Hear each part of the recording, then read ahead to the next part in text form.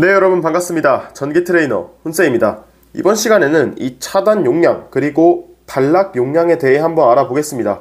이게 실기 시험을 공부하는 분들이 어떤 문제는 차단 용량을 단락 용량 공식을 사용해서 풀더라 라고 하시면서 정말 헷갈려 하시고 또 질문을 굉장히 많이 하는 주제죠. 그래서 여러분들이 혼자 고민하면서 불필요하게 시간을 허비하지 않도록 제가 이렇게 영상으로 한번 다뤄보았습니다. 이 영상 하나에 기본적인 개념부터 기출 문제를 통한 예시 그리고 한눈에 정리까지 해봤는데요. 시험에 직결되는 내용이니까 내가 만약에 실기 시험을 준비하고 있다면 끝까지 봐주시면 좋을 것 같아요. 먼저 개념을 간단하게 정리를 하면 여러분이 이 관련 문제를 풀 때 이 공식들을 여러분이 반드시 만나게 되고 또 전부 암기를 하게 됩니다. 여기 있는 거 전부 우리는 송배전 선로에서 기본적으로 송전 방식을 채용하기 때문에 전부 3상으로 루트 3 그리고 또 루트 3으로 표현을 하게 됩니다. 그리고 기준 용량은 이 루트 3의 공칭 전압에다가 그리고 전격 전류를 곱하게 되는데, 여기서 말하는 이 공칭 전압이라고 하는 거는 우리가 실제 송전 선로에서 사용을 하는 예를 들면 6.6kV 아니면 22.9kV 아니면 그 외에 아니면 66이나 154 아니면 345 765kV와 같은 선간 전압이고, 그때 흐르는 전격 전류를 곱하게 되니까 결국 이 값은 여러분들이 뭐라 생각을 해주시면 되냐면 바로 아무런 사고가 발생하지 않은 그냥 정상적인 상태다 라고 생각을 해주시면 돼요.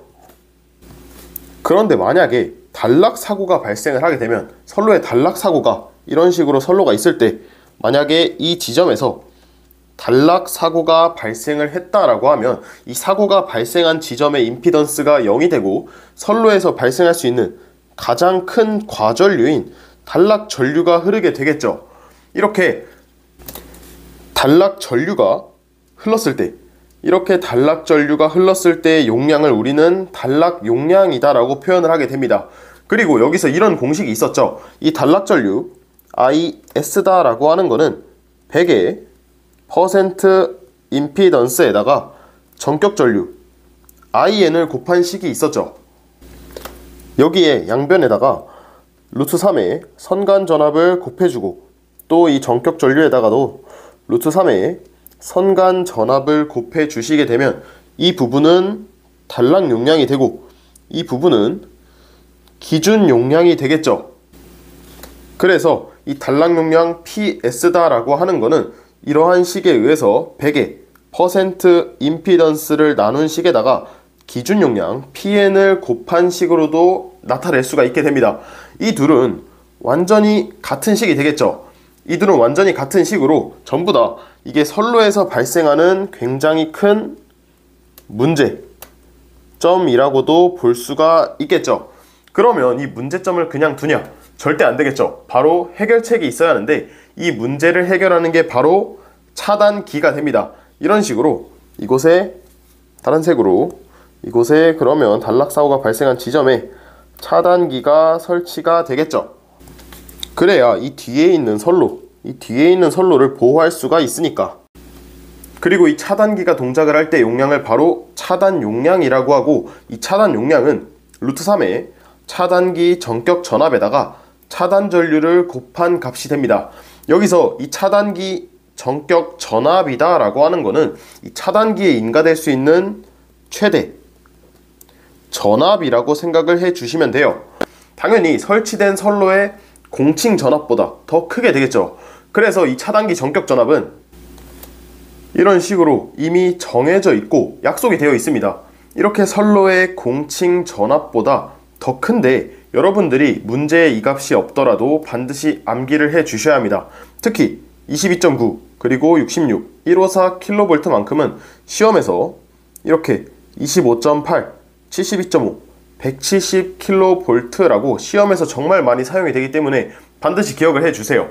그리고 차단 전류는 차단기가 동작할 수 있는 전류의 최대 한도다라고 생각을 해 주시면 되는데, 이 선로에서 발생하는 과전류 중에서 가장 큰 게 단락전류라고 했었죠. 그래서 이 차단기가 원활하게 동작을 할 수 있도록 이 차단 전류는 적어도 단락 전류보다 같거나 또 더 커야 하고, 실제로는 문제에서 대부분이 차단 전류를 그냥 단락 전류다라고 표현을 합니다.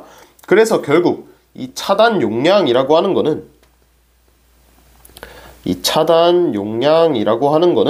이 단락 사고를 잘 방지할 수 있도록 단락 용량보다 적어도 같거나 커야만 하겠죠. 그래야지 동작을 잘 할 수 있는 거니까. 그래서 우리는 이 단락 용량이라고 하는 거는 차단기가 차단을 해야만 하는 최소 차단 용량이다 라고 말을 하기도 합니다. 그래서 그렇기 때문에 이 문제에서 차단 용량을 구할 때 이 단락 용량 공식을 사용해서 계산할 수 있었던 것도 바로 이 단락 용량이 최소 차단 용량, 즉 차단 용량이라고 보고 계산을 한 거죠. 자, 그럼 시험에서 차단 용량 문제 어떻게 적용을 하냐, 딱 이렇게 구분 지어서 기억을 해 주시면 됩니다. 첫 번째로 제일 먼저 문제에서 차단기 표준 용량 표가, 표준 전격 용량 표가 주어졌는지 아니면 안 주어졌는지를 보고 나누어 줍니다. 전격 용량 표가 있다면 반드시 계산한 값보다 더 큰 표준 값으로 작성을 해 주셔야 하고, 만약에 안 주어졌다라고 한다면 그냥 여러분들이 계산한 값으로 이 차단 용량 값을 답안으로 적어 주시면 돼요. 그리고 만약에 전격 용량 표가 있다면 그 다음은 문제의 출제 의도를 봅니다.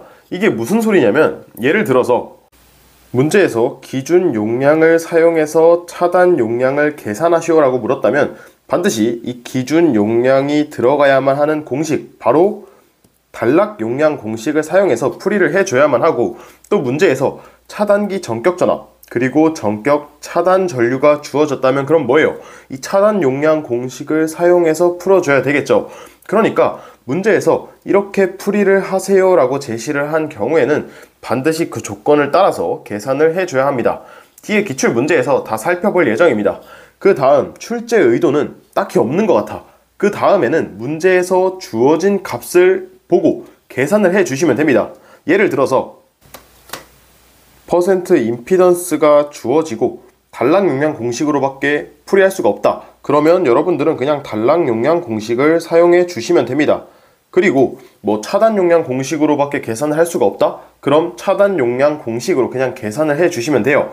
그런데 여러분이 이제 좀 공부를 하시다 보면은 나는 둘 다 풀 수 있을 것 같다 라고 문제에서 주어진 조건이 단락 용량으로도 풀 수가 있고 차단 용량으로도 풀 수가 있을 것 같다. 그러면 둘 다 풀이를 해 주셔도 상관이 없습니다. 왜냐하면 단락 용량이 곧 최소 차단 용량이니까, 이 단락 용량, 차단 용량 모두 풀이를 해서 계산값보다 더 큰 전격 용량을 표에서 찾아 답안으로 작성을 해 주시면 되겠습니다. 자, 그러면 전격 용량표가 이번에는 없다면 어떻게 하냐? 위의 방법을 그대로 적용을 하면 돼요. 먼저 출제 의도를 보고 그에 맞게 풀고 별다른 조건이 없다. 풀이를 할 수 있는 방법이 단락 용량 또는 차단 용량 한 가지다. 그럼 그 공식으로 풀면 되고, 둘 다 풀 수 있겠다 싶으면 그냥 둘 중 하나를 사용해서 풀이를 해주면 된다는 겁니다.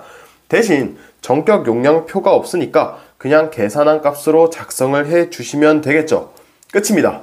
이게 끝이에요. 이 우선순위만 가지고 실제 시험에 적용을 해 주시면 오답인지 아닌지 걱정을 하지 않으셔도 됩니다. 그럼 한번 실제 출제된 기출 문제를 가지고 한번 적용을 해 볼게요. 자, 첫 번째 문제입니다. 이게 11년도 2회차 때 출제가 됐었던 문제인데, 가장 먼저 봐야 할 게 바로 차단기의 표준 전격 용량표가 주어졌냐 안 주어졌냐인데, 이 문제는 주어졌으니까 반드시 여러분들이 이 문제는 차단 용량을 표준 값으로 작성을 해 주셔야 한다 라는 것을 먼저 인지를 하시고, 문제 조건을 보면 이렇게 수전 전압 6600V, 그러니까 공칭 전압이 주어져 있고, 그리고 문제에서 단락 전류도 주어졌죠. 그러면 이 차단 용량을 구할 때 이렇게 단락 용량 공식을 사용해서 풀이를 해 주셔도 되고, 아니면 소문제 1번에서 구한 기준 용량 PN을 가지고 이 공식을 사용하셔도 무방합니다. 그리고 우리는 이 공칭 전압이 6600V니까 우리는 차단기 전격 전압이 7.2kV 라는 것을 여러분들이 암기를 하고 있죠. 그리고 이 차단 전류는 곧 단락 전류니까 이 7000을 그대로 대입을 해 주시면 이 문제는 단락 용량 공식과 그리고 차단 용량 공식을 사용해서 모두 풀이가 가능하다라는 것을 알 수가 있습니다. 자, 다음 두 번째, 이번엔 20년도 2회차 때 출제가 됐던 문제인데 바로 위에 풀었던 11년도 2회차 문제랑 굉장히 비슷하죠. 똑같이 차단기 전격 용량표가 주어졌으니까 이번에도 이 차단 용량을 표준값으로 작성을 해 주셔야 한다라는 것을 인지를 하고, 대신에 이번엔 문제 조건 중에 이 기준 용량을 이용하여 차단 용량을 구하시오라고 문제 조건, 즉 출제 의도를 명확하게 제시를 했습니다. 그럼 여러분들이 이 소문제 1번에서 구한 기준 용량 PN을 가지고 여러분들이 차단 용량을 구해 주셔야 해요. 그럼 반드시 이 기준 용량을 사용하는 공식이 이 단락 용량 공식, 이 %Z분의 100 곱하기 PN으로 풀이를 해 주셔야겠죠. 그래서 문제에서 구한 이 PN과 그리고 문제에서 퍼센트 임피던스가 60.5%라고 했으니까 이 값을 대입을 해서 반드시 이 문제는 단락 용량을 사용해서 풀이를 해 주셔야만 합니다. 이렇게 이 전격 차단 용량 표를 보고 이 표준값으로 작성을 해준다. 그 다음에 문제에서 출제 의도를 명확하게 제시를 했다. 그럼 그에 맞는 공식을 사용해 준다라고 생각을 해 주시면 되겠죠. 자, 이번에는 23년도 1회차에 출제됐던 문제입니다. 이번에는 차단기에 전격 용량표가 없으니까 여러분들은 이 문제를 그냥 차단 용량을 계산값으로 작성을 해 주셔야 한다라는 것을 인지를 하고, 그 다음에 문제 조건이 수전단 전압이 22,900V, 그러니까 공칭 전압이 22.9kV 라는 것을 알 수가 있고, 단락 전류도 주어졌습니다. 자, 그러면 이 문제에서는 단락 전류도 주어졌고 공칭 전압도 알고 있으니까 이 단락 용량 공식을 사용해 주셔도 되고, 아니면 이 공칭 전압이 22.9kV니까 우리는 차단기 전격 전압이 25.8kV 라는 것을 알 수가 있죠. 그러면 우리는 이 차단기 전격 전압과 그리고 차단 전류는 곧 단락 전류니까 이 차단 용량 공식을 사용해서 풀이를 해 주셔도 되겠죠. 그래서 이 문제 같은 경우에는 딱히 출제 의도도 없고 두 가지 공식이 모두 사용이 가능하니까 이 단락 용량 그리고 차단 용량 공식을 사용해서 모두 풀이를 해 주셔도 가능합니다. 그런데 그 다다음 회차인 23년도 3회 같은 경우에는 이번에는 이 지난번에 이제 1회차의 문제에서 학습자분들이 조금 혼동이 왔다라고 생각을 한 것 같아요. 그래서 이번에는 출제자가 명확하게 이 출제 의도를 제시를 했습니다. 먼저 차단기 전격 용량표가 있으니까 이 문제는 표준값으로 작성을 해 주셔야 하고, 문제에서 전격 차단 전류 그리고 차단기의 전격 전압이 주어졌습니다. 그러니까 이 경우에는 이렇게 주어진 조건을 가지고 차단 용량 공식을 사용해서 풀이를 해라. 차단기 전격 전압이랑 차단 전류에 그대로 대입을 해서 그 계산한 값에 이 전격 용량표에 의한 표준값으로 작성을 해라 라고 명확하게 제시를 한 겁니다. 이 경우에는 출제자의 의도에 맞게 풀이를 해 주셔야만 해요. 근데 이렇게 차단 용량 관련 문제, 기출문제를 한번 풀어보았는데 결국 제가 말씀드린 이 우선순위에 의해서 문제를 풀게 된다면 다 모두 정답으로 인정이 되니까 크게 걱정을 하지 않고 여러분이 알고 계신 공식을 가지고 사용을 해 주시면 좋겠습니다. 그렇게 혼동을 하지 않으셨으면 좋겠어요. 네, 그럼 이번 영상은 여기서 마무리하고 저는 다음 주제로 찾아뵙도록 하겠습니다. 감사합니다.